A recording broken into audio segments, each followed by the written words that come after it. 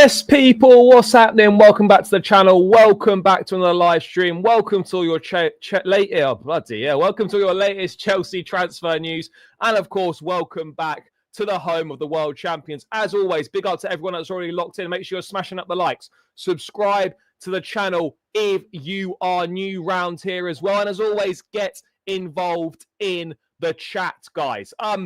Packed show as always, loads to bring you.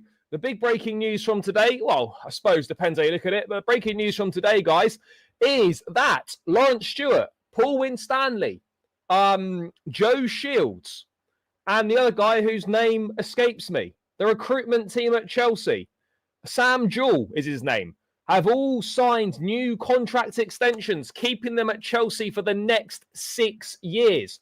Plus, we've got updates on Christopher Nkunku, Alejandro Garnacho, Xavi Simons. Because, as always, guys, we love talking about that, and there's been a little bit more said on it. And, yes, Alejandro Garnacho, Nkunku, and Simons, plus, obviously, the news on the contract extensions and anything else that may or may not break whilst we are live, people. Anyway, big up to everyone. Before I say hello to a few of you in the chat, just a quick reminder, as always, make sure you check out Jerseys FC Soccer Shop. Link is in the description, guys. Great quality, affordable prices. Use code BLUEBROTHER for 20% off. Make sure you're looking fresh for the upcoming season in the home shirt, the away kit, or the third kit, which will be dropping very, very soon. Names, numbers, patches, whatever you want on the back, guys. Make sure you wear that World Champions badge with pride. Anyway, use code BLUEBROTHER 20% off. Link in the description. Make sure you check out Jerseys FC Soccer Shop. That is enough about that. Let's see what you lot are saying in the chat, and then we'll get this show on the road. Not happy Paul Winstanley's job is not under threat. He should not be saved if he wants Garnacho. Right, okay. I still don't trust Winstanley and Stewart. Fair enough. We have to remember, guys, let's take contract length with a pinch of salt. We know that in football, contracts are really asset protection and nothing really too much more than that. What else have we got? Yes, big up, brother. What a day when I thought outgoings is slow, I jinx it. Well, I mean, outgoings, there isn't really any major news on outgoings. Yes, good afternoon, bro. I hope you're well. Club moving in the right direction. Yeah, it appears to be. Big up, bro. Yes, big up, bro. Yes, welcome, people. Luke, hope you're doing well, bro. Yeah, Sunday's going to be a good day. Yeah, bro, there is a little bit of news. But when the news isn't newsing, chat, you know, this is the big news today, really, so far. Simons is not coming. Look, let's see. Big up, bro. New club, World Club badge placement is ours. Yeah, I'm not too sure about it. But again, I don't know if you go to the shop and you get it put on, they're going to put it on there. Or whether that's literally just for the player shirts. I've got no idea. They have earned some trust this window. I agree, bro. Not too annoyed with getting Garnacho. Good for the left side in the squad. Fair enough. Bring me the Premier League season back. It's not long. Bro, we're trying. We're trying. No, we are trying. Yes, big up, bro. I hope you're well. Man, I want Simons now. Bro, we always want things. We just got to sit tight. We'll get to some small updates on the Xavi Simons situation, but let's dive into the sort of the main news from today, and then we're going to get to all the transfer stuff as well, guys. Because I mean, I don't normally know if this sort of thing gets announced. Normally, I mean, do they announce contract extensions for sort of sporting directors and recruitment staff? Is that a done thing? I don't know. Maybe it is. Anyway, from Matt Law today. Breaking, Chelsea sporting directors Paul Winstanley and Laurence Stewart, together with recruitment chiefs Joe Shields and Sam Jewell, have signed contract extensions that commit them to the club for the next 6 years. Now, obviously, what I would say, chat, to caveat this, that doesn't mean, like when a player signs 6, 7, 8 year contract, 9 years with a 2-year extension, for example, with Nicholas Jackson, that doesn't mean these players or these staff are going to be here for that period of time. However, it is a recognition of the job that's been done so far, and is it a recognition of the club obviously being happy with the work that is being done by this quartet of people. And what I would say, guys, right, because I've been the first one to heavily criticise these sporting directors during their time at Chelsea so far. But where you give criticism, you also have to give praise when good things are done. At the end of the day, as I've said, long contracts are almost irrelevant, really. It's asset protection, guys. It's asset protection. That's what we're doing here.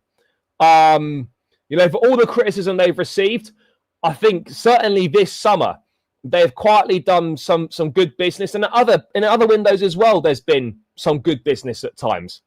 Of course, there's been some dreadful decisions, some poor decisions, and there will continue to be some poor decisions made, which should be scrutinised. However, this appears to me to be a situation where finally, maybe at Chelsea, we are moving towards some stability in terms of stability in the dugout, stability in the hierarchy, stability maybe within the ownership as well. And look, I think this can maybe only be looked at as a good thing, in my view. Some poor deals, also some good ones. The sales have been really good as well. And realistically, chat, on their recent work, it is quite hard to fault it. It is quite hard to fault the recent work in terms of recruitment and in terms of player sales. Look, last summer there were obviously some mistakes made, Joao Felix and whatnot. But in general, this summer so far, I'm not seeing any mistakes that have been made. The only mistake that I can really get onto them for is not coughing up the money for Manyan and deciding to walk away from that deal. That's really been my only big issue with the sporting hierarchy this summer was the fact they decided not to sign Mike Manyan. Obviously, if Garnacho comes in, let's wait and see how he does. We can't judge or write off a signing before they've even got through the door and put the shirt on. Yes, I don't particularly want Garnacho, but we can't write that signing off and put that as a black mark against a sporting director's names when the guy's not even come in. He's not even put the shirt on yet. Do you get what I'm saying, chat? Do you get what I'm saying? And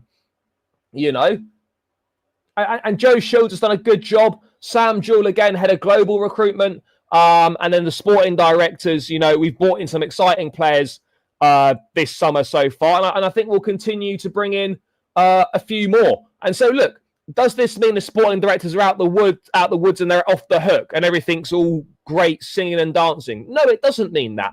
But what it does mean is that they have a trust and respect from their recent work, and long may that continue. Look, do I still have some doubts? Sure, I still have some doubts. Will these guys make mistakes in the future? Absolutely they will. Should they be scrutinised for those mistakes? Absolutely they should. However, they should also be praised for the good that they've done. And for Chelsea, we should be hoping these guys continue to do excellent work and the mistakes get less and less frequent. The club seems to be heading in the right direction. We're finally getting some stability in important areas. And let's hope they continue to win back some trust and some respect within the fan base. And let's hope they continue to prove people wrong. When you've got doubts over people, all you ever want to do is have them prove you wrong. That's it. Of course they do. Of course they do. And this is what I'm talking about. So the contract extensions are there. They're done. And that's obviously, a nod to some continuity and whatnot. But yeah, look, was I expecting this? No, not really. Was I thinking about it? No, not really. Did I have any idea how long these guys were or weren't under contract for? No, I didn't have any idea whatsoever. But really, it's just a nod to the fact that, they're being rewarded for the recent good work that's been done. And it's hard to argue against the recent good work that has been done, chat. It's hard to argue against that. We have to be very, very honest here. I think it's very difficult to fault anything, really, so far this summer. The only thing I said as I'm faulting is the Manyan decision and the goalkeeping decision. Other than that, guys, I think these guys deserve a little bit of respect from the fan base. Does that mean that I'm going to be lapping up every single thing that they do? No, it doesn't. Does it mean that they're entirely off the hook? No, it doesn't mean that. But it does mean that they've earned some respect and they've earned their judgment to be trusted a little bit. That's That's where we're at, chat. That is where we're at, in my view. Obviously, we have the contract extension there, and then there's been a bit more sort of bits added, chat. You know, there's been a bit more bits added here in terms of like the recruitment strategy in general and the plan in general. Oh, for fuck's sake, where is it? Yeah, so here we go. So Chelsea's strategy of signing elite young players on long contracts is built on what club insiders describe as the 3 pillars. These are quality, mentality, and playing experience. They face criticism for not adding older players to their young squad, but they believe playing experience is more important than age. What I think, for me, I think there's a little bit of confusion here. Correct me if I'm wrong, guys, because when Chelsea fans were calling for experienced players to be signed, that doesn't mean go and signing a bunch of 30-year-olds. That just means bringing in players who have got experience at the highest level, players who've got experience of big moments, guys that aren't coming to the football club with like less than 50 games played in senior football. This is not an age thing. So I think there's been maybe a bit of a misunderstanding here when it's been put out there, you know, criticism for not adding older players. We're not talking about adding older players. You know, you can be 21, 22 years of age and have a load of experience. I remember Jose Mourinho on Sky a few years back saying, you know, talking about experienced players. Experience doesn't equate to age. You know, and he referenced Marcus Rashford as an example, you know, like so many games and so many big moments under his belt in his early 20s. We're not talking about age here. This is the thing when myself and others say we want more experience in the team, that doesn't mean, we want to go and sign a load of older players. That means bring in players who have got some level of playing experience, not guys that, you know, have barely kicked a football. That's the thing. Look, of course, absolutely, guys. There were members of the fan base, for sure, people within the fan base that were calling for older players. You know, I absolutely get that. But I think from where I'm coming at, like, this to me sounds like there's been a little bit of a misunderstanding, certainly from where I'm coming from, in terms of I was never calling, let's go and get some 27, 28, 29, 30-year-olds. It was very much, let's go and get, you know, players that have been around the block a little bit, players that have actually got a level of experience. Like, you talk about experience, right? Giovanni Quenda will be 18, 19 when he arrives at Chelsea next summer. Providing he stays injury-free this season, he will rock up with over 100 appearances for Sporting Lisbon, Champions League experience as well. That is an experienced player. Yes, he might only be 18 or 19, but that is an experienced player. You look at someone like Kendry Paez, for example. He has got quite a lot of experience despite only being 18 years old. Already 15, 16 caps for Ecuador. Been playing first-team football since he was about 15, 16 years of age. You know, these are players with, some level of experience. So I feel like whilst I don't think the Chelsea project, we can sort of fully sit here and be like, put our feet up and be like, wow, look at this. It's all fantastic. It's all brilliant. The project's amazing and it's all working. Everything's coming to plan. However, and hindsight's a great thing, but I think we can look back, chat, on reflection. And yes, at the time, I think those criticisms and those questions were warranted. And I think some of those doubts and some of those criticisms have been put to bed. You know, I think they have. I think some of those criticisms have absolutely been put to bed. That's why I know these guys would not have signed Mudryk, no experience. Yeah, this is what I say, right? People go, Mudryk's 24. I'm like, yeah, cool, he is 24. But this is a guy that arrived at Chelsea with less than 50 appearances in senior football under his belt. Yes, okay, he might be in his mid-20s in terms of age, but he's not in his mid-20s in terms of football experience. So when you look at Mykhailo Mudryk as an example, he's rocking up. Yes, he's 24, but he's rocking up with the same level of experience as you'd expect maybe a 17 or 18-year-old to rock up with, you know, less than 50 games of senior football. Do you get the point that I'm making here, chat? This is the point that I'm trying to make. But anyway, look, I guess you can really only say the plan would be justified when we get to, if we can win a Premier League title, if we can win a Champions League, Club World Cup, fantastic. Conference League, get great, box that one off. But I think, time will really tell. I don't know about you guys. I'm hungry for that Premier League title. I need that Premier League title. 2017 was the last Premier League title, chat. We haven't got anywhere near since we last won the title. That's got to be the aim this season. Yep, Champions League, great. Let's do it. Let's do it.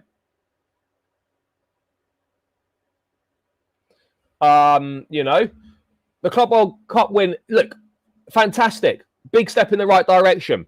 I'm not allowing myself to be blinded by that. That's a real positive stepping stone in the right direction. And I think the club are justified in a lot of in a lot of the business that's been done. I think it's exciting, some of it. I think it's exciting, chat. Let me just bring this up as well, because there's a few other bits from this article, and then we will get into the bits and pieces on the transfers. Chelsea believe they have implemented the foundations of a sustainable model, and while more improvements are planned, the club are optimistic they are on track to compete for the biggest honours over the course of the next decade. Now, whether we do or do that, whether we do or don't do that, the proof will be in the pudding and time will tell. However, I think we can all agree that foundations of a sustainable model have been put in place. Yes, there needs to be improvements. Are we on track to compete for the biggest honours over the next decade? I would probably say yes, but it's all very well saying this and putting that information out there. But at the end of the day, only time will tell. Chelsea are definitely on an upward trajectory. Chelsea are definitely heading in the right direction. Chelsea are definitely improving as a team. However, we have to be honest here. I still think we're quite away from challenging from a Premier League title over the course of a season. I think we're a top goalkeeper short, and I think we're a top centre-half short. But, I would agree with this. I think those models, sustainable model, the foundations for that are in place. What else have we got here? Oh, that's gone.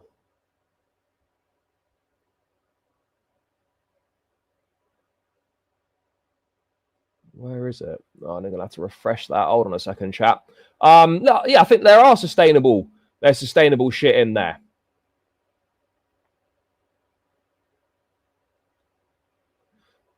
Okay, so Winstanley and Stewart have faced some criticism since joining Chelsea, and the club have been impressed with the way they have not wavered from the strategy and have remained focused on their work.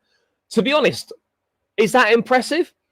They've literally done their job. They're literally doing what the club employed them to do. They were never going to deviate from strategy unless the message came from above to deviate from strategy. So, yeah. That's hardly a surprise. Yes, run it up, people. Run it up, run it up. Oh, no, Mourinho was far from perfect. Mourinho was far from perfect, chat.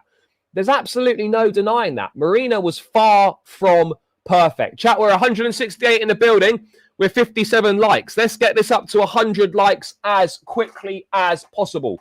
Smash up that like button, chat. It helps me more than you can imagine. The more likes something is, the more it gets pushed in the YouTube algorithm, and the more people will come and join the show. So run up those likes, chat. And of course, make sure you're hitting that subscribe button as well. We're heading towards 18K now, not a million miles away. Yes, big up, brother.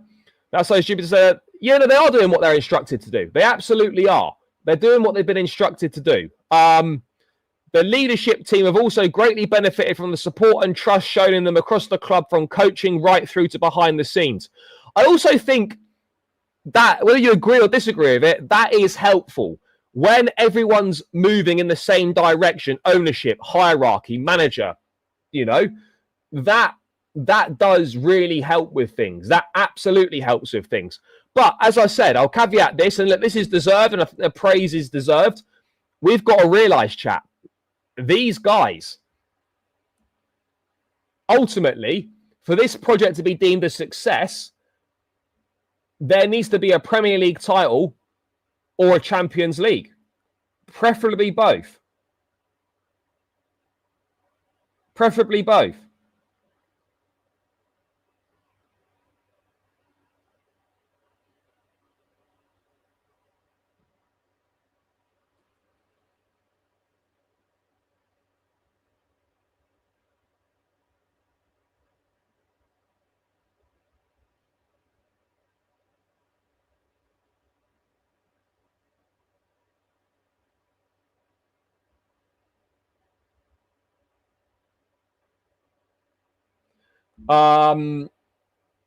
So yeah, I don't have an issue with this chat. I don't have an issue with it. Yeah, look, we can all do this. We can all pick out things that certain directors have done wrong at certain times. We can all pick that out. We can pick things out that these guys have done wrong.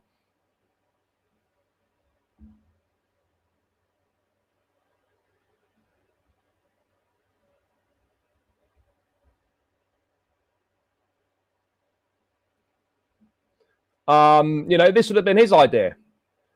These look, criticism is warranted. You can always bring up things that people have done wrong. On the whole, Marina was decent. Were there loads of were there quite a few terrible deals? Yes. Were there some good deals? Yes.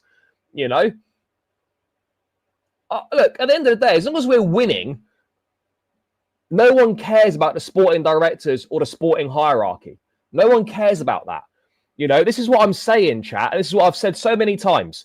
When you're winning and the team is successful, that's all that matters. Any off-pitch issues you have, they get forgotten about. These guys only get spoken about. When things are going badly. When things aren't going well on the pitch, everything off the pitch gets heightened. As long as you're successful on the pitch, nothing else matters. Everything else off the pitch becomes insignificant. And that's the way that it's always been. As fans, all we care about is, are the team doing well on the pitch? Yes, fantastic. That is ultimately the only thing that matters. That's the only thing that matters.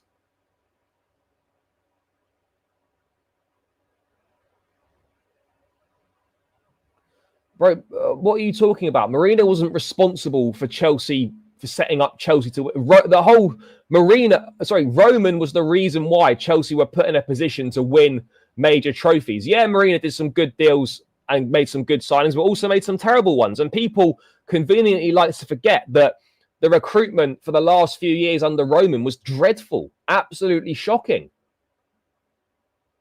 But I don't see why people are trying to point score between different regimes. Why are we point scoring, guys? I mean, what is the point in that? Exactly. This is it. No one cares about that, chat. No one is asked about the ownership or the sporting hierarchy when you're winning trophies. You notice at the end of last season, the Conference League win, the Club World Cup campaign, no one is talking about owners. No one's talking about sporting directors. No one cares about any of that, because as fans, all we should really care about is, are the team doing well on the pitch?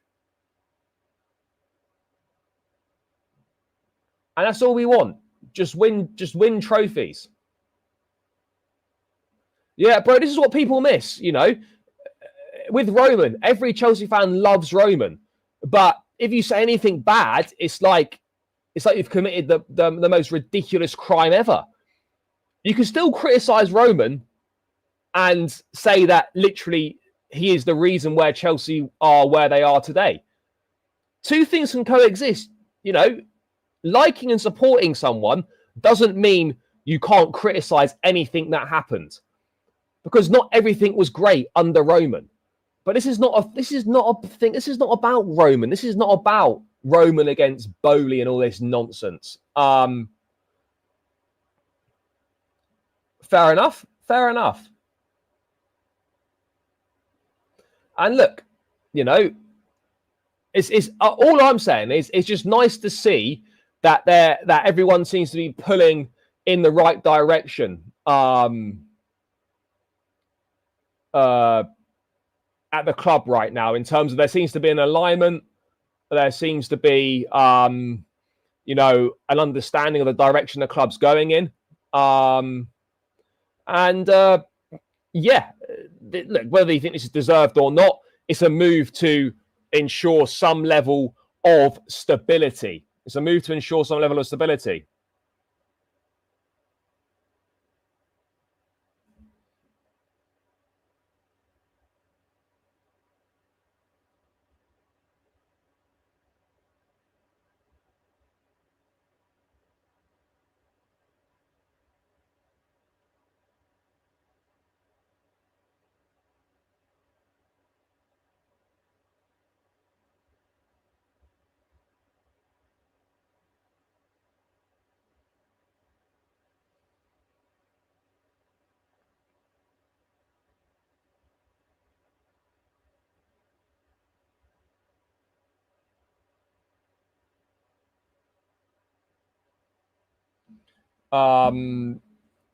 Right, what is going on here? Right, to block.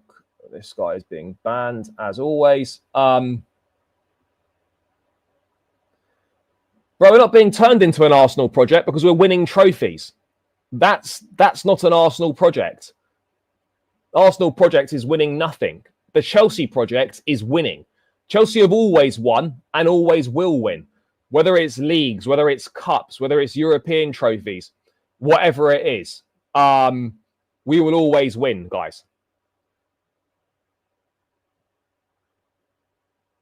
Yes, big up, bro.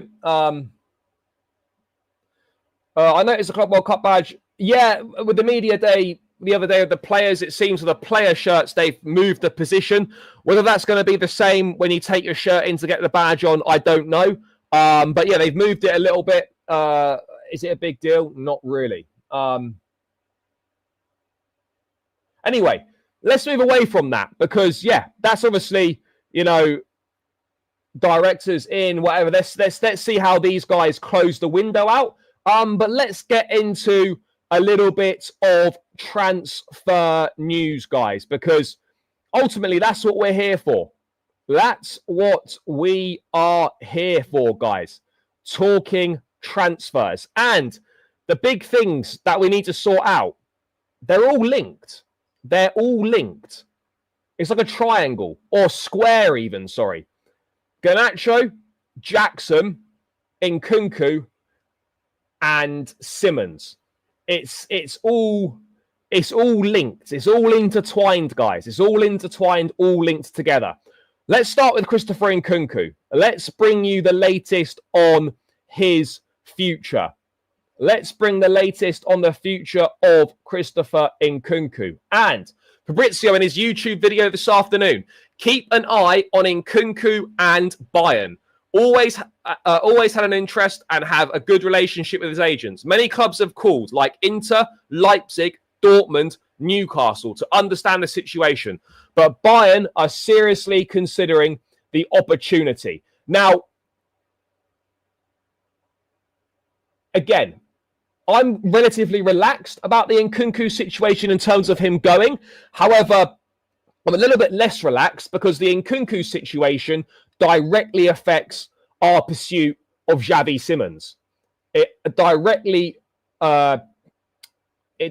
affects the pursuit of Xavi Simons, guys.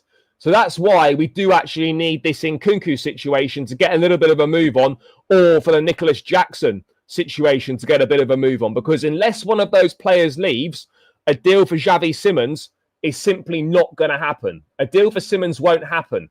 Bayern do want Nkunku. They do, but they probably want Nkunku on their terms, chat. They'll want Nkunku on their terms. That's the big thing here. They will want Nkunku on their terms. Guys, keep smashing the likes. Get this up to 100 likes, people. We're on 82 right now. Run it up, run it up. Get this to 100. Smash up the like button and keep subscribing, guys. I think we won't see income. No, we won't see. No, guys, let's make this perfectly clear. There is going to be no here we goes for Simmons or Garnacho until one of Nkunku or Jackson has left the football club. So until one of these players leaves, guys, there's not really going to be any significant amount of updates on Simmons or Nkunku. Now, the good thing about the Nkunku situation is at least there are clubs interested. There's literally Bayern, Inter, Leipzig, Dortmund, well, Newcastle. So at least clubs are calling and there's interest. We know that Nkunku isn't actually that keen on a return to Leipzig. So I think we can probably scrub that one off the list. Bayern Munich, I think right now for me, looks the most likely destination. But how desperate are they to get a move done? How desperate are they to get a move done? Are they really, pushing urgently to get Nkunku in as quickly as possible? Or are they happy to wait it out a little bit? Are they waiting to see what happens with Nick Woltemade? And then they might decide if that's not possible, then let's go for Nkunku. I don't get the feeling that Bayern are in a major situation here where they need to move fast for Nkunku. Borussia Dortmund, you can forget about it. These guys won't offer anywhere near any sort of money that we're looking for. They just won't offer it. However, Newcastle could be a possibility. But again, I don't see them making any sort of move for an Nkunku type player until it's been confirmed that Alexander Isak is gone. And then Inter, again, like with Dortmund, you just know that these guys aren't going to put a legit amount of money on the table. They're just not going to put a legit amount of money on the table. So for me, the only club in Germany that are going to give you decent money are Bayern Munich. The rest of them are kind of time wasters, and we have to be real, chat. They do take the piss a little bit. They do take the piss a little bit in terms of the money that they offer, in terms of the way that they try and structure deals. They do take the piss. There's no doubt about it. No doubt about it whatsoever. They do take the piss, chat. And that does need to be taken into consideration. Look, Chelsea reportedly set their asking price at £43 million. Look, just take 40 million and just run with it. If you get 50 million euros, 50 million euro package for Nkunku, let's take it and we move on. We take it and we move on. But this is basically the hold up with the situation with Simmons, is that we need Nkunku to go. And right now, it's looking far more likely, chat, that Nkunku goes first than Nicholas Jackson. It's looking far more likely that that's going to be the case. I really do believe that, chat. Nkunku's much more likely to go than Jackson is. We just got to take it and keep it moving. Nkunku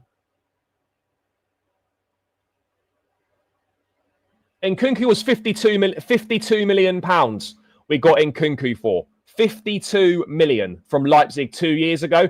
Obviously, 2 years of his contract have been amortized. If you got 43 million for him, technically, probably in terms of his book value, Chelsea in a roundabout way probably would make a profit on Nkunku. Technically, they probably would make a profit.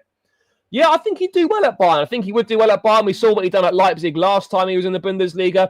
The Bundesliga, I think, definitely suits him. There's no denying that. The Bundesliga does suit him, chat. But yeah, multiple clubs are interested. But as of yet, guys, there have been no official bids that have come in for Nkunku. Nothing. No official bids. I think just contacts, just conversations with agents and whatnot. I'm not sure if Chelsea have held any direct conversations with any clubs. I imagine the personal terms that Bayern agreed in January, those terms will probably still broadly be the same. I can't imagine the personal terms between January and now have necessarily changed a significant amount, if at all. You just get an Nkunku Bayern kit. Fair enough, bro. Fair enough.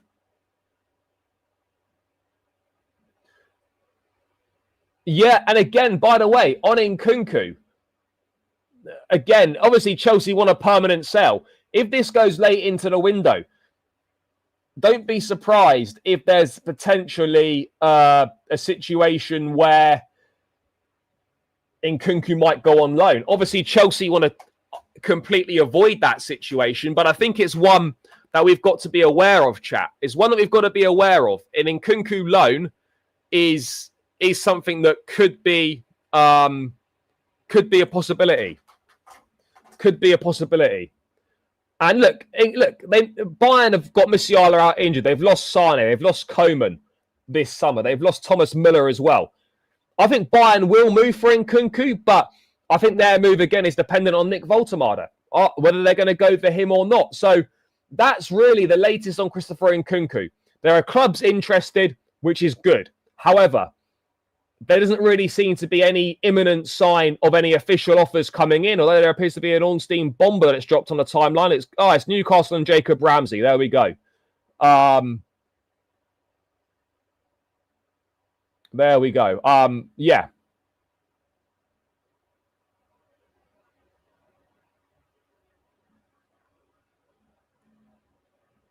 Yeah, but Ramsey's young and he's an academy player from Villa. So, yeah, obviously you are going to be paying top dollar English tax and Premier League tax. It does seem pretty steep. I can't lie. It does seem pretty steep, but it is what it is at the end of the day. Well, no. Ideally, we'll sell, but we have to be real. If it gets near the end of the window, a loan, if it's a loan with an obligation or something, that can't be ruled out. But again, for me, loan with an obligation is basically a permanent sell anyway, providing there's no get-out clauses. Providing there's no get-out clauses, chat. People, keep smashing up the likes. We're 4 away from 100. Guys, we're over 200 in the building. Big up to each and every single one of you who's locked in. Big up to you all. But please do me a favor, smash that like button. And, of course, smash that subscribe button as well, guys. There's plenty of you in the building.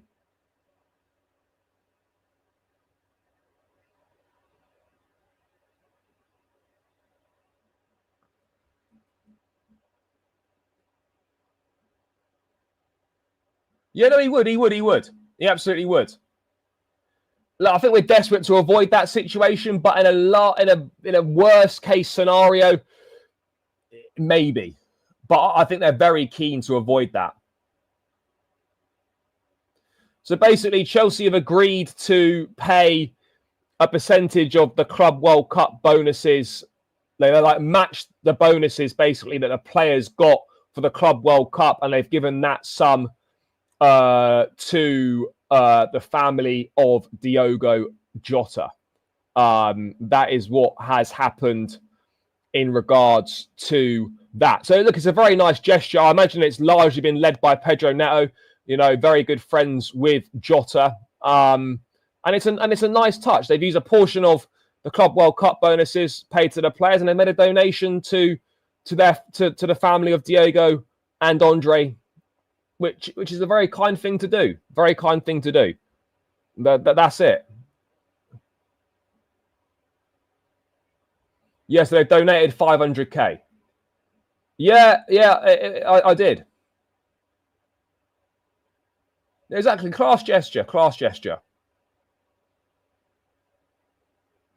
Bro, I'm telling you, I was surprised. I was even surprised myself. You know what it's like.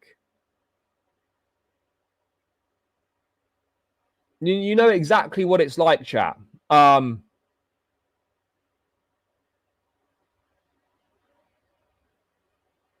You know what it's like. You sort of think, what's this quality going to be like? Guys, I don't bullshit. If the quality's not great, I tell you it's not great.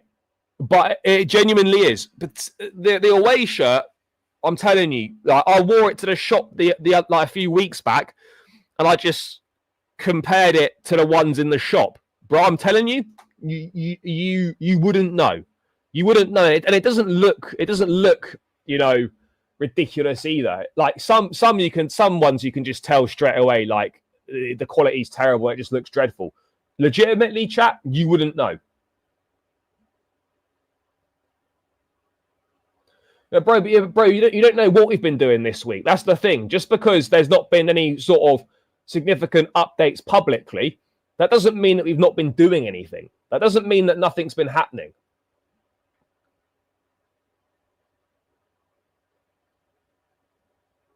Oh, bro, yeah, but bro, there's always going to be people. Do you know what? You can't please everyone. The sooner you stop worrying about trying to please everyone, the better everything is. It's a class gesture, and there'll always be people that want to talk down about it. That's life. Better to just, look at the majority of the people that are being positive, and accepting it for the classy gesture than it is, rather than those that are questioning it. But yeah, anyway, that's the latest on Christopher Nkunku. But the Nkunku situation does require some form of urgency because it is directly linked to Xavi Simons. And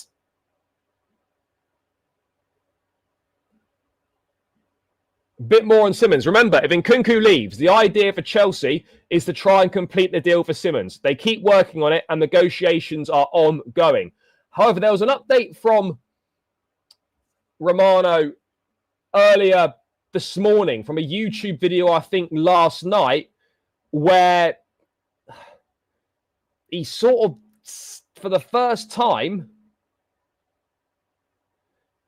he sort of sounded a little bit unsure on whether this deal would definitely happen. Let me bring this up.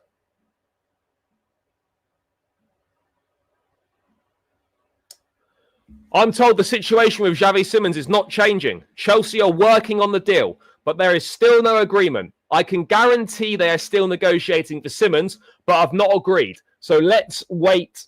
So let's see what's going to happen. I still believe this is happening, but my confidence on it is still high, but I can't lie. My confidence has taken a little bit of a dip in terms of how likely it is that this deal will happen. My confidence has definitely taken a slight dip, chat. There's no denying this. No denying this whatsoever. My confidence has taken a slight dip in proceedings, chat. It has taken a slight dip.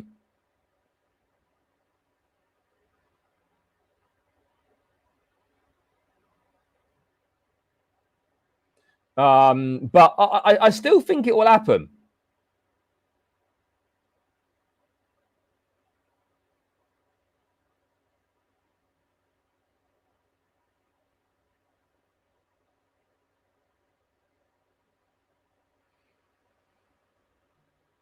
Bear with me, chat. Bear with me.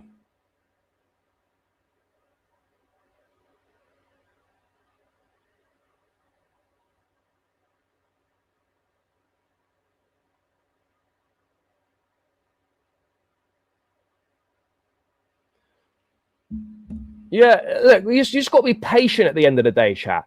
And that's one thing that football fans don't have is patience. But what I would say is, I still believe Simons is coming, but each passing day, with sort of the way the updates are being worded, my confidence is dipping a little bit on how likely it is that this deal will happen. I can't lie and say that I'm still sort of 99, 100% confident it will happen like I was like a week or so back, because I think the longer it goes on, there are legitimately more questions to be asked about it. There are questions to be asked. And every day that goes by where this deal's not done, where we haven't moved Nkunku on, is a chance for another club to come in. I think it's obvious that he's not staying at RB Leipzig. But where else he could go, I don't know. I mean, saying it's not happening, let's wait and see. I think it will happen personally, but as I said, I think my confidence is taking a dip on it. My confidence is taking a dip on it. No, I don't think so, bro. I don't think so. Chelsea and Konate have seen absolutely nothing in regards to that. Or is this a new tweet right now? A new tweet right now.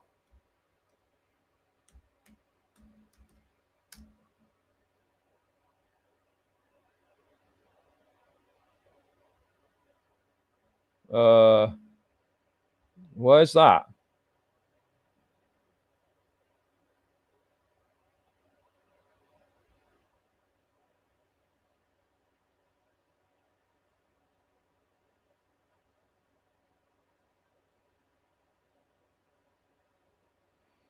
I don't think there's is there a new tweet? Am I going mad here? What are we talking about? New tweet. Let's go to the top. I'm pretty sure his last tweet was a Jacob Ramsey, here we go. No. Yeah, the last tweet was Jacob Ramsey, here we go. No, there's no new tweet. What are we talking about here, chat? What are we talking about here?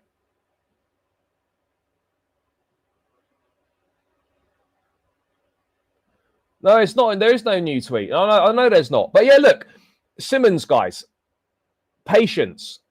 It's linked to Nkunku. That's it.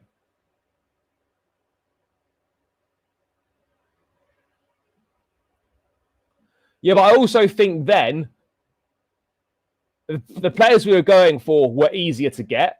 We also wanted them in for the Club World Cup, which is a big thing as well. But particularly in the attack, Chelsea want to make space in the squad. They want to make sure they get rid of Nkunku and Jackson. They want to make sure. They want to make sure they get rid of Nkunku and Jackson. That's the hold up in these deals. You know.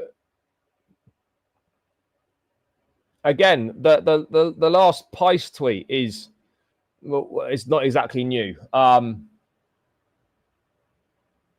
Yeah, that'll go into the final few weeks of days of the window, I don't think. But yeah, like guys, you're constantly asking for updates. The reality is that neither of these two deals are going to move any further until Nkunku and Jackson go. You know, that's it.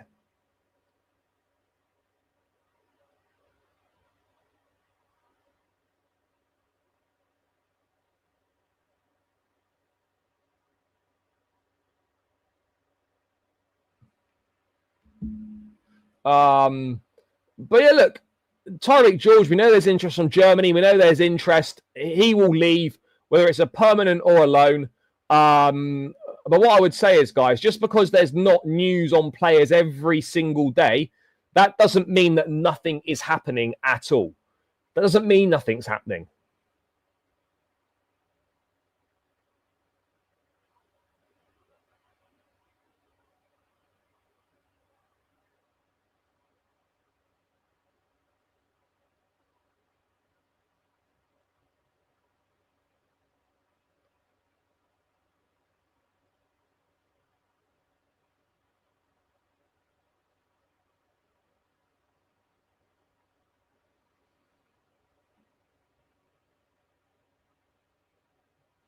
Yeah, there's still plenty of time. And look, RB Leipzig will be looking to get a replacement for Simmons in as well. So this is all just a big chain.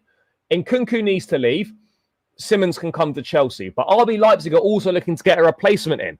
They need to bring in a Harvey Elliott or someone along those lines that they're looking to bring in as well, chat. So these are all things that we need to get sorted.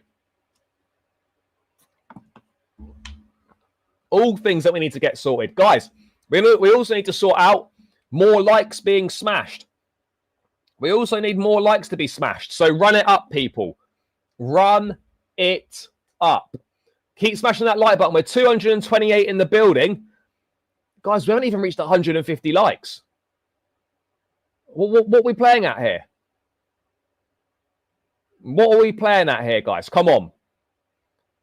Let's get this to 150 likes.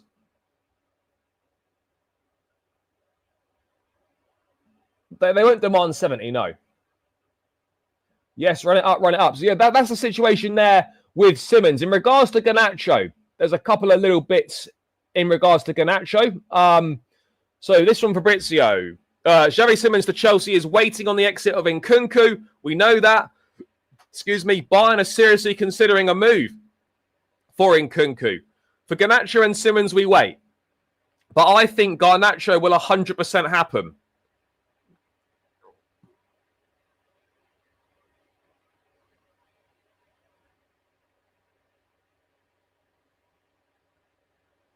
will 100% happen.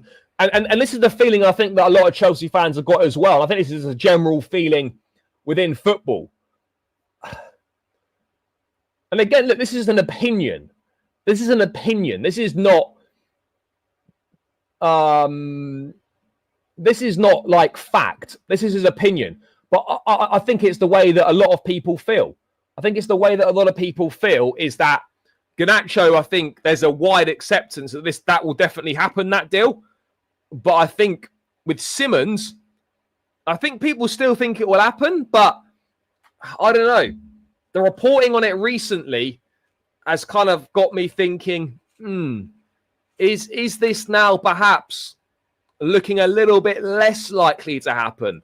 Is this looking a bit less likely? I think it's a problem. Well, I don't know if he's look. I don't know if he's 100% sure or not. Yes, big up, brother, big up. Maybe he's not 100% sure. Maybe he's not 100% sure. But this is just again, chat. This is a waiting game. This is a waiting game, and I know as football fans we don't like that transfer window. People want constant updates. They want new information. The reality is, guys, is that we're not going to get very many bits of new information until these outgoings are sorted. These outgoings need to be sorted, and then we can get some form of new information. And there could well be deadline day drama again. There could well be deadline day drama again, chat. There could well be. And look, whether it's drama or not, you know, I don't know, but there could be deadline day drama, chat.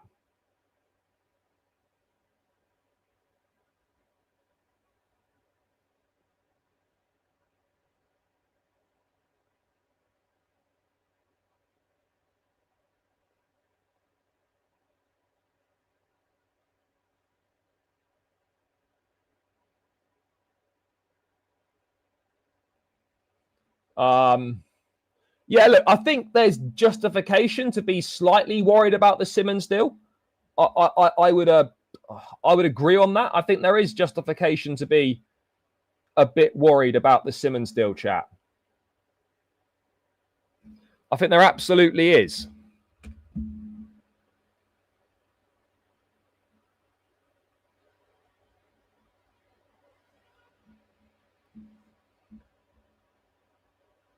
Again, look, I think the deals that Liverpool have done, they've been relatively straightforward to do those deals. Those deals have been relatively straightforward to do. Yep, good one, Sam. Good one. There's always one person that gives a here we go in the chat every stream when we're nowhere near any sort of here we go. But it's all fun and games, isn't it? So that's that. And then if we move on to Garnacho in a little bit more detail, chat, because there is a bit of a major stumbling block in this one. There is a bit of a major stumbling block. Chelsea and Man United are still in talks regarding Garnacho. Clubs still a fair bit apart in respective valuations, with Chelsea willing to pay 30 and United wanting 50. So there is a major gap in valuation. You know, United are sticking firm to their 50. We're sticking firm to our 40. Our 30. Generally speaking, you would imagine there'd be some sort of compromise in the middle.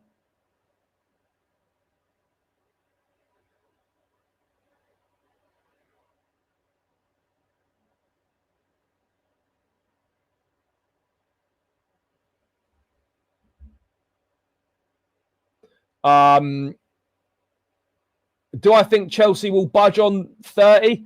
They might go to 35, but I do think that United are going to have to come down. United will have to come down because Chelsea are not going to pay 50 million for him.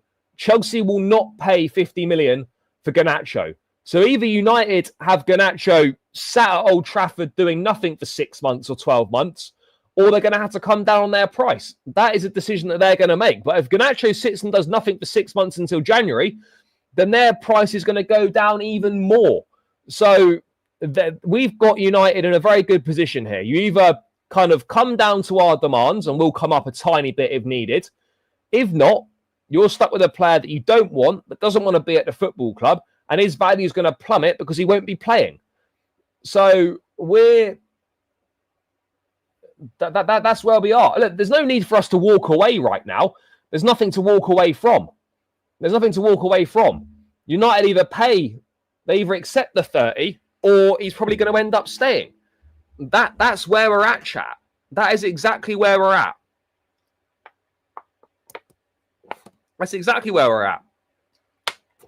I don't think we will budge on our valuations. As Atraf has said in the chat, we didn't budge on the valuation for Mike Mignon. We didn't budge on that valuation. I think the deal will get done because United will come down and meet us at closer to our demands because they need to get rid of Garnacho. They need to.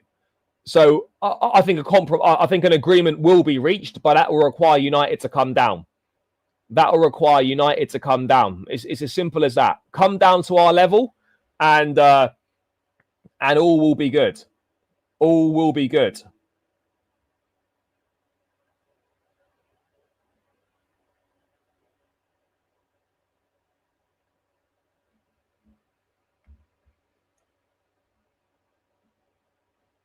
And that's what it's about. We've got United exactly where we want them because it's been reported Chelsea view Garnacho as an opportunity.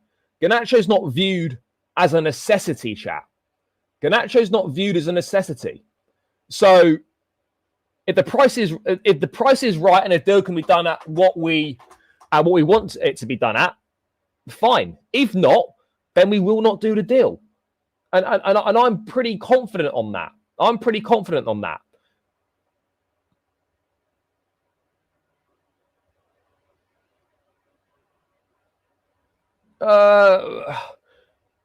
Nkunku, no, because I think a club will offer for Nkunku and Chelsea will just accept kind of a little bit less if they have to.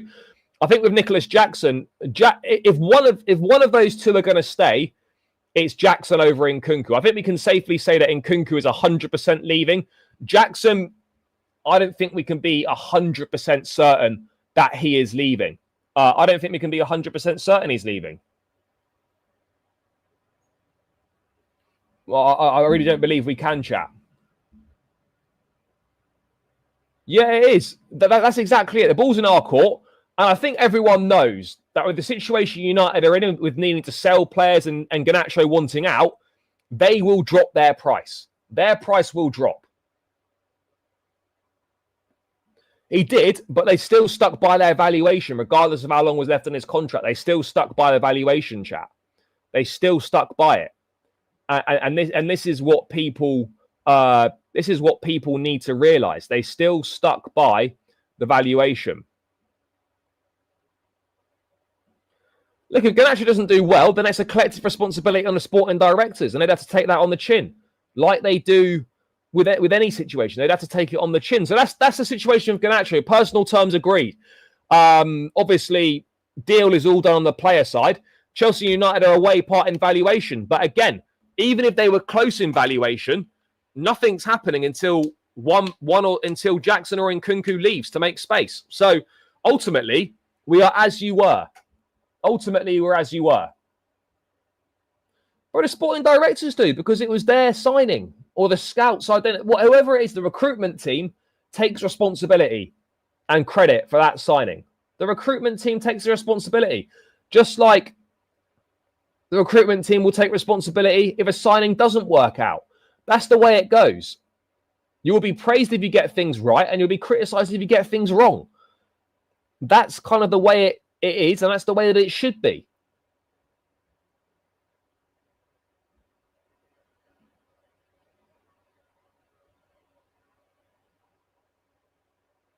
Now, Jackson won't go Villa because Ollie Watkins is not going to leave in this transfer window now. I do not see or envision a situation where Ollie Watkins leaves Aston Villa between now and the end of the window. I don't see it, guys. I do not see it at all.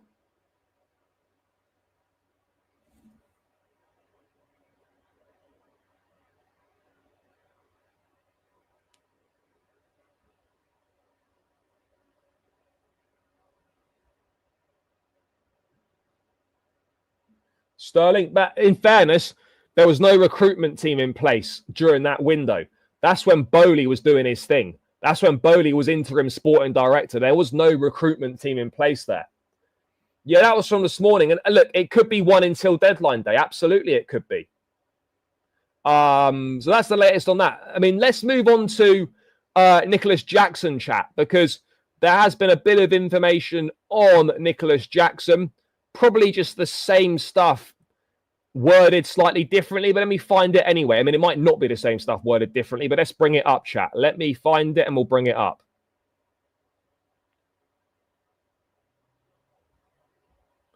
Oh, I think I've missed it. Oh, no, here we go. I found, hold on, guys, bear with me. Yeah. So,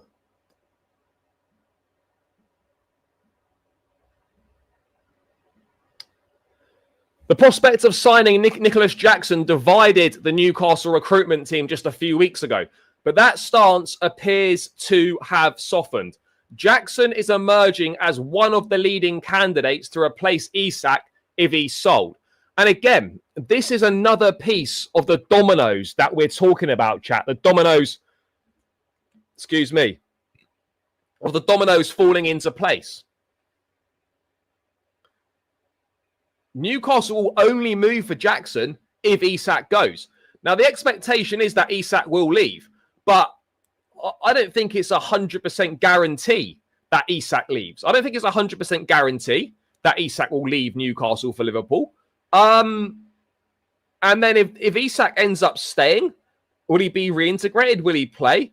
But I don't think Newcastle will move for a striker until Isak's gone. So this is the clock's ticking, and they're in a very difficult situation. No, Liverpool are not going to bid for Jackson. This is why I'm saying, look, Jackson will likely still leave, but because Jackson's future is dependent on other situations sorting themselves out, I still think there is. I still think there's a chance that he could stay. Not a major chance.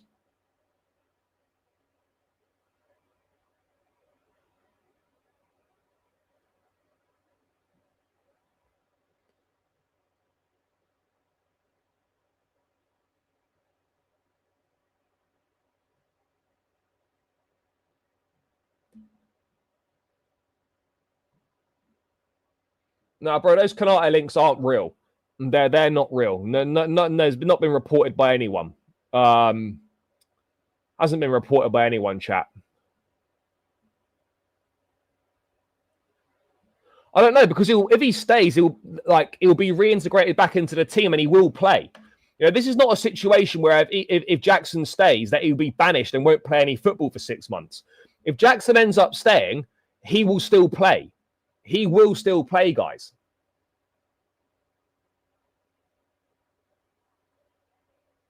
But bro, if Villa are going to move for Jackson, Watkins has to leave.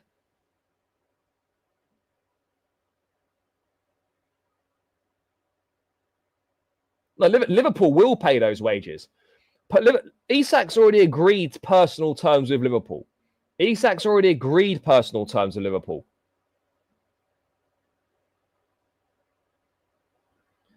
Yeah, they might end up selling him in January. They might end up selling him in January.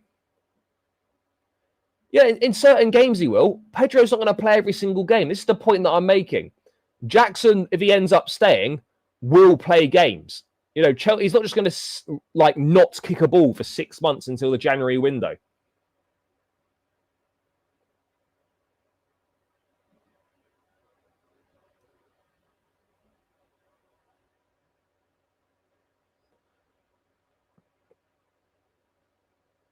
Whether he's being sold without Maresca's consent, we have no idea whatsoever.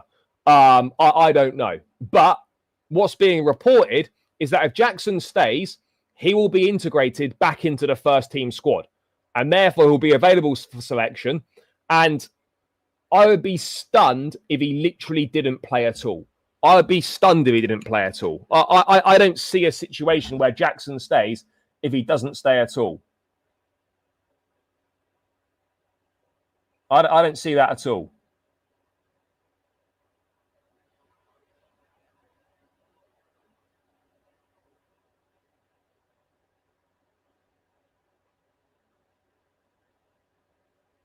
You know, I don't know if they'll consider a loan or not. I don't think they'll loan Jackson. No.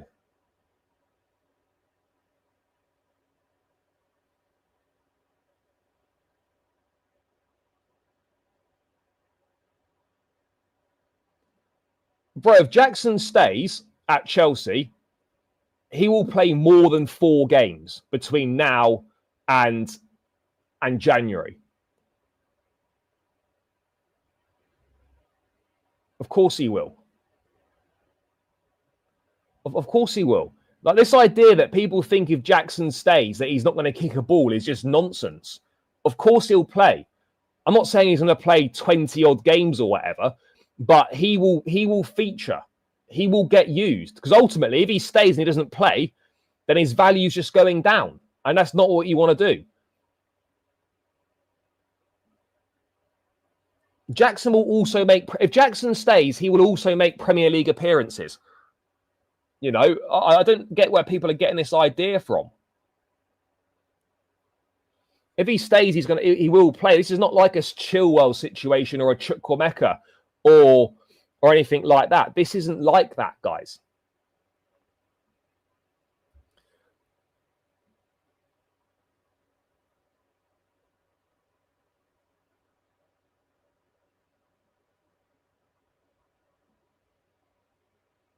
That's more to facilitate moves. But again, if moves don't happen, certainly in Jackson's case, it's been reported multiple times, Athletic, Kieran Gill, that Jackson would be welcomed back into the squad.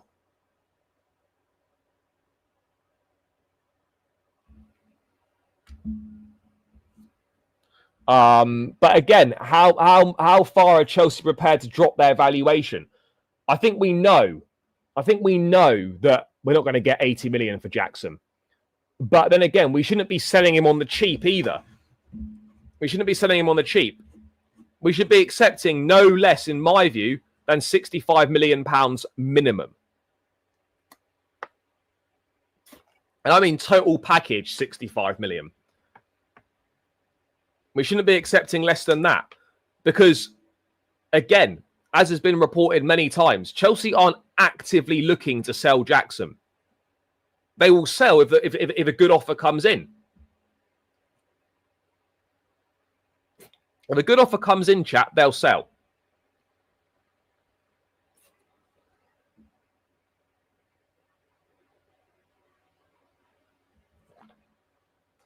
But anyway, look, 2 weeks is a long time in football. Just over 2 weeks is a long time in football. A lot of things can change. I'm just saying, not that I believe it will happen or not. I'm still saying I do think there is potentially a chance that he will end up staying.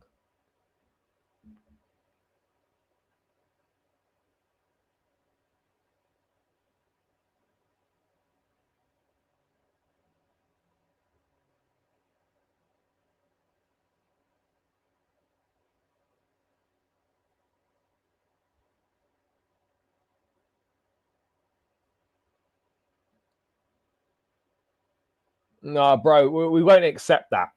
We won't accept that.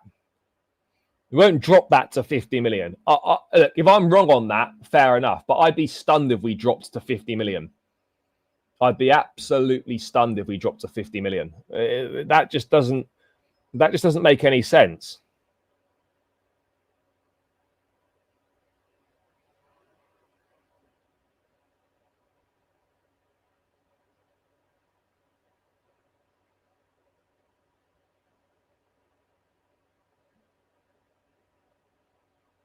You know, it wouldn't make sense for 50 to accept 50 mil. We're not desperate to sell him. That's the point that I'm getting at.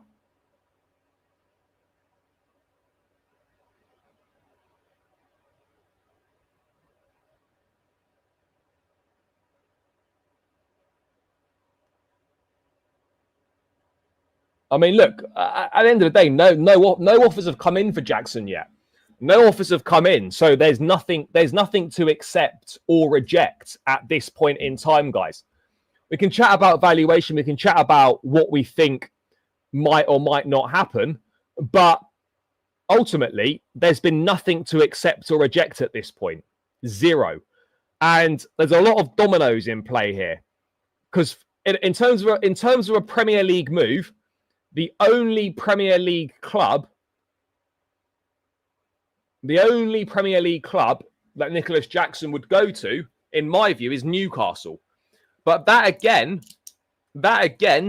is dependent on Alexander Isak leaving. Okay, so we've got to wait until Isak leaves before Newcastle even think about making a move for Jackson. And then you look at it, Aston Villa is mentioned as well. That only becomes an option if Ollie Watkins leaves. It doesn't look like Ollie Watkins is going to leave. So we find ourselves in a situation where at the moment it's Newcastle. If Isak goes, that would appear the most likely destination. But even if Isak goes, there's still no guarantees that Newcastle will 100% go for Nico. Then you've heard of interest from Milan and Juventus. We know that they're not going to put up the sort of numbers that Chelsea want. Would Chelsea sell for less abroad? Yes, they probably would. But would they sell for significantly less that Italian clubs could afford it? I'm not too sure they will. So this is going to be a really interesting saga, guys, to kind of see how this one pans out over the remainder of this window, over the next 2 and a bit weeks. It's going to be very, very interesting. Very, very interesting.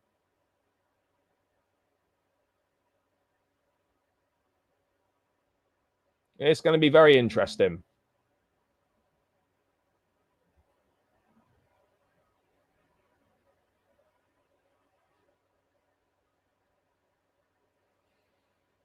I really couldn't tell you what's going to happen. It's so hard to predict the transfer window.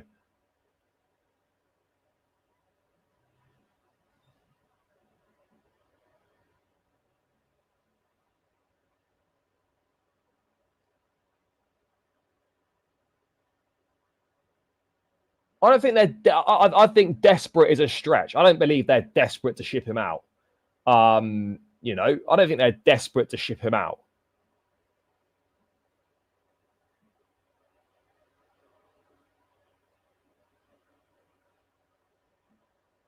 Look, Sterling will go. I think the likes of your Vegas and your Disassis, they will also go. Chukwuemeka will go.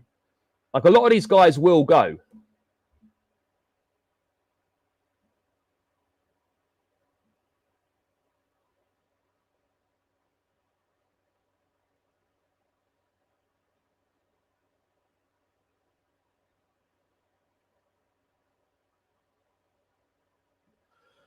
Bro, there's nothing to say on centre-backs. There's nothing to say on centre-backs right now. There's nothing.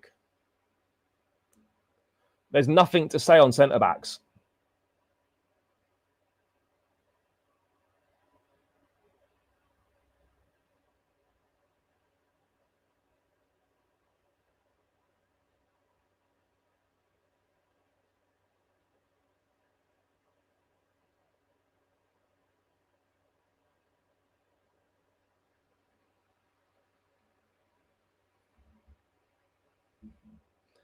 Yeah, and look, I've spoken about this a lot. Yeah, it is a big risk. Of course, it's a big risk, but ultimately, you live by the sword, you die by the sword.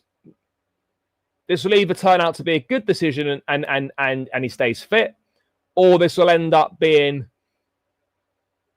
a bad decision. Players get injured and it just doesn't work out at all. You know, that's how it goes.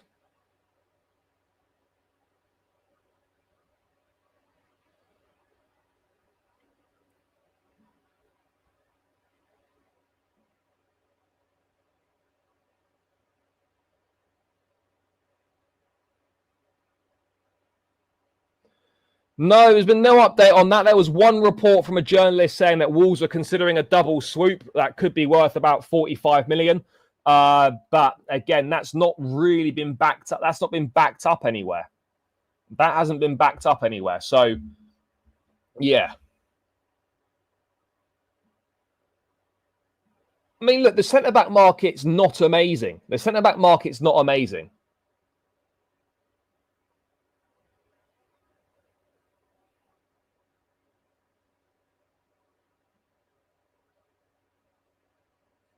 Bro, Hincape's not coming. That's already been debunked. Chelsea are not in any talks for Hincape, haven't made an approach for Hincape, and won't be making an approach for Hincape. So the Hincape situation is just not happening.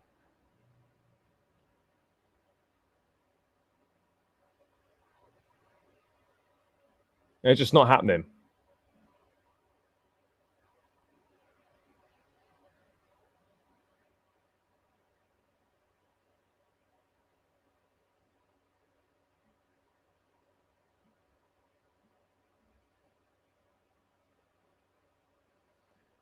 I don't know.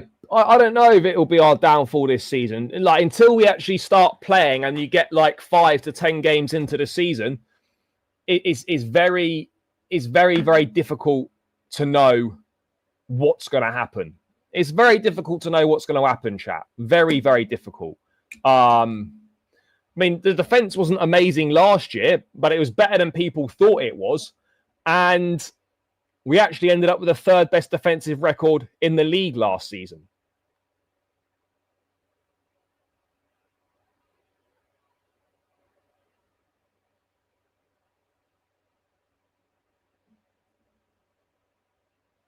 Yeah, I'll be doing a preview for Palace. Yep, there'll be a preview for Palace.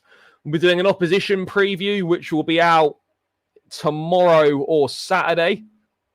Will be out. Yeah. It's all coming, guys. It's all coming.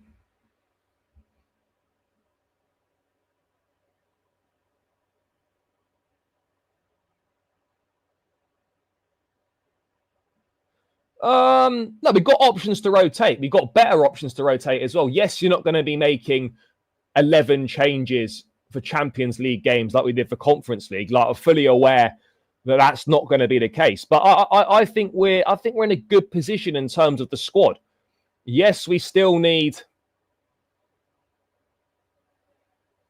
a top goalkeeper, and I'd still believe we need a centre back. But 2.5 weeks on a window left. Let's see what we've got.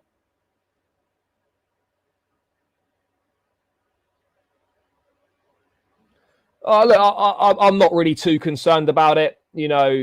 It's quite clear that he's not really got anything particularly positive to say about Chelsea. So, yeah, it doesn't bother me really. I really not that fussed, to be honest. Third best defense with 20 more goals will get us first.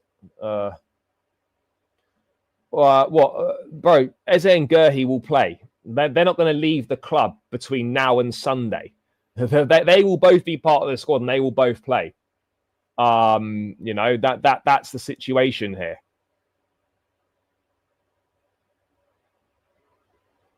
Yes, big up, bro. Big up.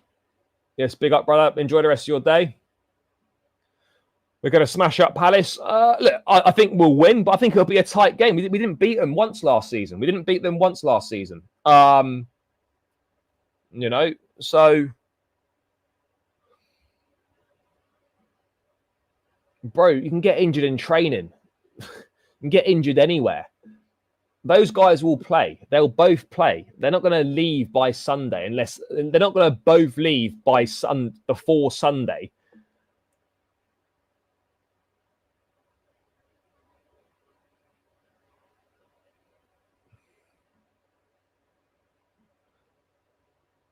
I mean, his goal, he only scored one goal in the Premier League, an important goal at Fulham. I'll be honest, though. Look, I like George, but we have to be really honest about things here. He's not going to get minutes that he needs to develop his game. He's not better than Gittins. He's not better than Esteval. He's not better than Pedro Neto. I don't want to be that guy, but he's not a better footballer than Garnacho. So, he needs to go and play. He needs to go and play. Yeah, Gurhey could absolutely stay. He absolutely could stay. He'll just run his contract down and leave on a free.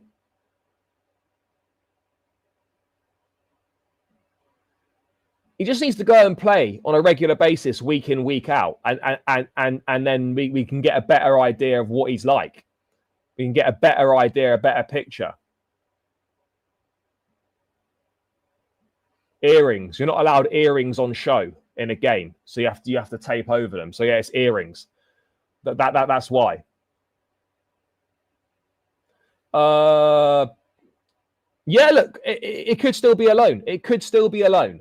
You know, it's not guaranteed that this will be a permanent sale, chap. It'll probably be a loan, but he just needs a lot of games. That's the situation. He needs a lot of games.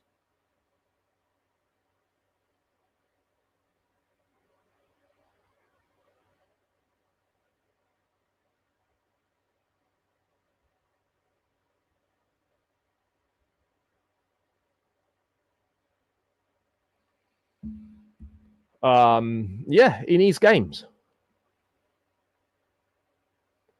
But again, I think we're looking at the final week of the window, really, in regards to anything with his situation. I think we're looking at final week of the window. I don't think... Look, Esteban could start. Of course he could.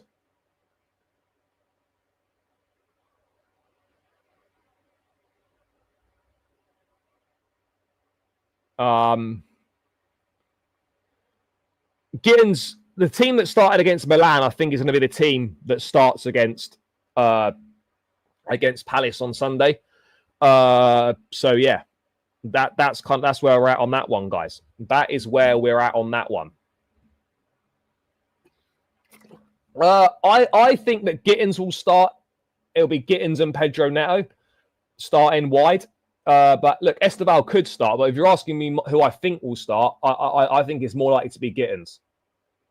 I think it's more likely to be Gittins. So for me, I think Gittins, but it wouldn't be a total surprise if he did. Yeah, we need to challenge and we need to go close. There's no doubt about it. Of course we do. And we do have an exciting team. We absolutely have an exciting team. And that's the best thing, guys. That is the best thing. Well, again, none of it's happening until at least one of Nkunku or Jackson goes. None of it's happening unless that happens.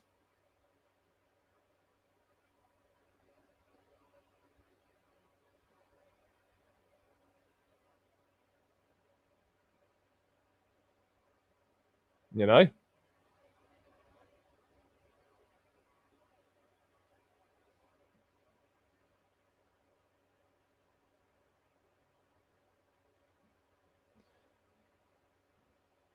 Yeah, he did. Gittins will. I think Gittins will start. That's my opinion. I'm not fussed whether it's Gittins or Esteban, but I think Gittins is more likely to start.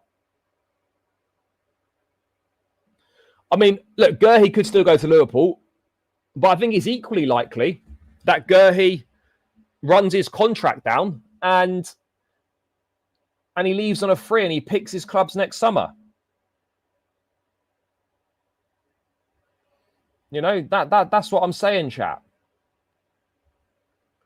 Yeah, Neto will play. It'll be Neto and Gittins. I'm pretty certain. I think it'll be Neto and Gittins, guys. But that's the latest with the situation in Jackson. Again, Newcastle most likely in the Premier League. Won't happen unless Isak goes. Won't happen unless Isak goes.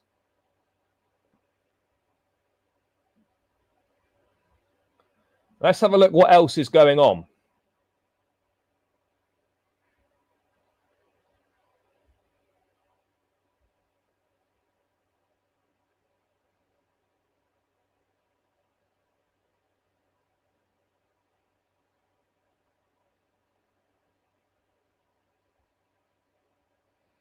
Is there anything else happening? Let's check, guys.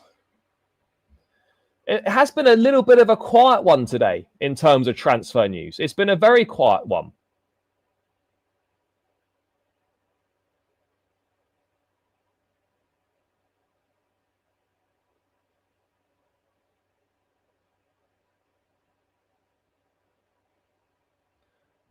No, let's have a look. No, I don't think so. It doesn't appear to be.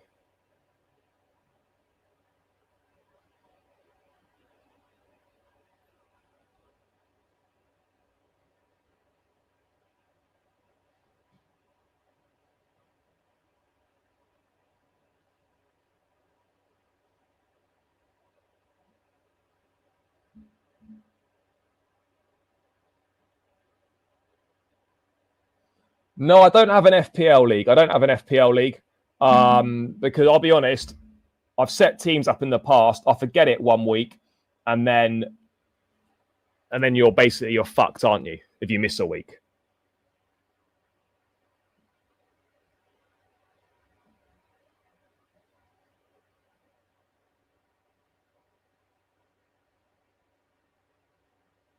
I mean, look, I don't know what they're doing. But yeah, really, chat. It has been pretty quietish with nothing sort of major since the Jarrell Hato here we go, really. Since the Jarrell Hato here we go. We haven't had an awful lot, have we, chat? We haven't had an awful lot. I mean, fair enough. Each to their own. Fair enough.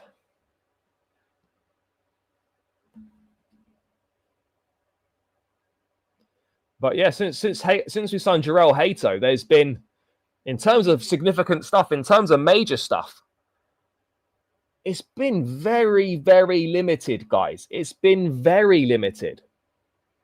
Very limited indeed. People, keep smashing up the like button. We're on 177 likes. Let's get this to 200.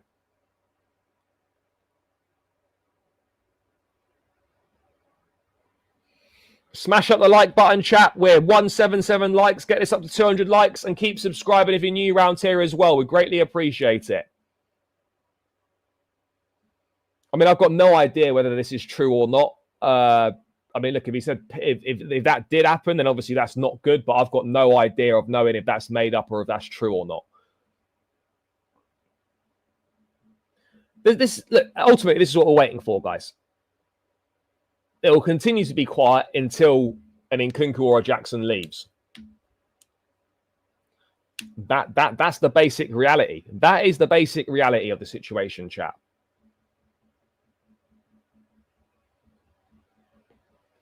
I mean, bro, it could be. I don't know for certain.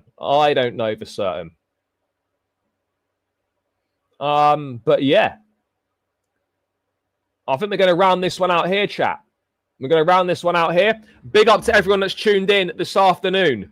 Appreciate each and every single one of you for tuning in. Big up yourselves, guys. Make sure on the way out you smash that like button. Get this up to 200 likes on the way out. Please subscribe if you're new around here as well. We're closing in on 18,000 subscribers. Not an awful lot of news to go through today, but big up to everyone for supporting the show and the channel and myself, as always. Enjoy the rest of your Thursday afternoon. I will be back again tomorrow going through all your latest Chelsea transfer news. Until then, guys, enjoy the rest of your day. Smash the like, subscribe, up the Chelsea, and we're out. Love.